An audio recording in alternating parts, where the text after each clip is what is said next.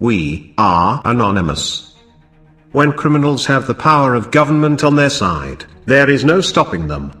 History shows the only way of altering these familiar reigns of terror is stealing the government back from them by any means necessary. No matter how much blood may be spilled, it will be far less than simply letting the tyrants have their way. But rousing the public to action does not seem like a viable course, judging by the traditional level of apathy and pathological attention to meaningless trivia that afflicts most citizens of this decaying republic. We are good little slaves. One by one we keep falling asleep and forgetting what has happened as recently as yesterday, how we ignored one atrocity after another until eventually, the random reaper comes round to us when we cry out our last lie. I didn't know. We scream, when in actuality we did but ignored our wishful thinking impulse to do something about it. The general run of humans would rather have everything done for them and luxuriate in leisurely splendor than build their own lives and take pride in their modest accomplishments. This way lies totalitarianism.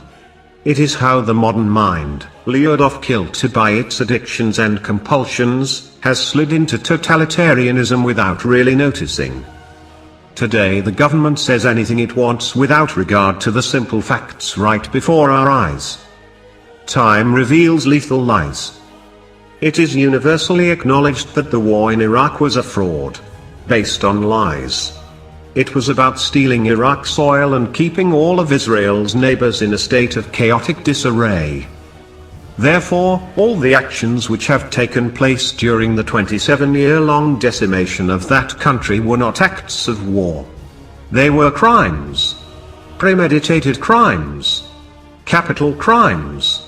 And the people, no, the psychopaths, who committed these criminal acts of war must be held accountable for them, or there is no genuine rule of law anywhere in the world, which unfortunately might be our real-life situation. It is well past time to dematerialize the cynical media shield that has protected these evil men from prosecution by perpetrating the lie that they were acting in the best interests of the country when in fact they were not. They were acting in the best interests of the men who were bribing these feckless gophers to do their bidding.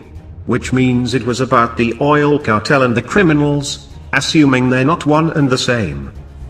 Everything that can be said about Iraq can be said about Afghanistan, which has become America's longest running war. Needless to say, in a country with real laws and genuine judges, all of these people who haven't already been executed should have started serving long prison sentences years ago. The criminal masterminds who are responsible for 2 million murders in Iraq, 600,000 in Libya, 500,000 in Syria, and many thousands more in Serbia, Pakistan, and any other country who tries to impede the objectives of big oil, big pharma and other Monsanto-like parasites out to kill off most of the population, need to be punished for their deeds. Needless to say, in a country with real laws and genuine judges, all of these people who haven't already been executed should have started serving long prison sentences years ago. It's impossible to have a good government when it is being run by criminals, and worse than that, by criminals who are not Americans, yet control America. Typically, down through history, the people who commit crimes like this and take over countries by their perfidy, example, Nathan Rothschild taking control of England's finances after the Battle of Waterloo, are never apprehended. Because once you gain control of a nation's media apparatus you can pretty much commit any crime you want and get away with it. This is the story of at least the last 5 American presidents, who all got very rich from executing the policies of the very rich against the very poor, and lying about just about everything they did. This is really the whole story of American history. Down through the history of the past 400 years, the usurpers and the assassins have always been corrupted criminals, successfully robbing countries while defaming and murdering true patriots trying in vain to save their homelands. When corrupted criminals get control of a society they kill off the opposition, save for those they can utilize as slaves. The number one object lesson is perhaps the old Soviet Union. a hellhole death trap in which Alek Solzhenitsyn's an estimated 66 million non-Jews were murdered in the USSR between 1917 and 1953. Murdered by corrupted criminals. I always wondered about why America backed the Soviet Union instead of Germany in World War II, but that was before I learned that the United States is totally controlled by corrupted criminals, on all levels. This is something Hitler never learned, apparently. These criminals, special emphasis is on white Christians, whom they seek to make extinct so as to replace them as the alpha dog of the human species. The war against Syria has cost the lives of at least 300,000 Syrians. It was planned by the United States and its NATO partners and financed by the Gulf monarchies. If we're supposed to be the #1 enlightened beings on the planet, why are we going around robbing and killing each other? Which incidentally is the main plank of the Jewish philosophy, along with betrayal, causing diseases, penile mutilations, and beheadings. How much of America's criminal behavior throughout the world, creating one's own enemies to kill one's own people is the worst crimes of all, is due to criminals' influence, and how much derives from the basically savage nature of our country's original inhabitants. But humanitarian acts will not happen with this government because each member of it is motivated by profit, which necessitates the lies they constantly tell. We make airplanes disappear from the sky, frequently, when one of the passengers has information revealing crimes of the power elite. The great leaders of history have always been the greatest criminals. In modern times, these so-called great leaders like Churchill and Roosevelt, or George Bush and Barack Obama, have added an extra wrinkle to the hero formula. Their exploits are totally based on lies that are fed to and believed by a gullible public. Maybe it has always been that way. Maybe every era is about the rich strafing the poor, who eternally clamor in vain for justice. Maybe this is the permanent human condition. The closest we can get to the truth is faith. Often this attempt may be misplaced. Then the thing we worship is exactly what destroys us. Yet without the truth of faith, we are consigned to a hopeless oblivion. Happiness and contentment do not lie that way.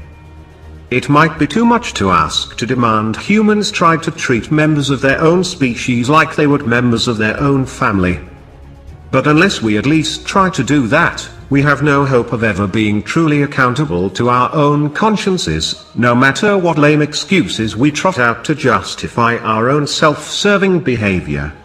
Without adequately reconnoitering the damage we have done to ourselves and others by our reckless behavior, we have no hope whatsoever of charting and creating a truly healthy and realistic future.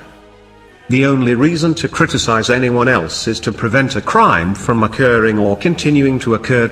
This is what opposition to the criminals is all about. It's not about hatred.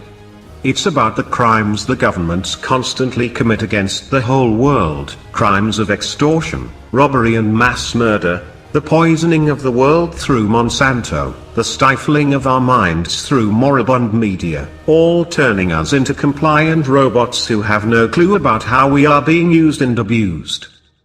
They must be held accountable, or the spark of humanity will be snuffed by the ultimately fatal chemical light of the homicidal mania. These purveyors of perversion turning everything upside down and stealing everything from everyone to the benefit of no one but themselves. I am constantly trying to figure out why we are destroying ourselves, and pinpointing a corrupt belief system as the engine of our demise.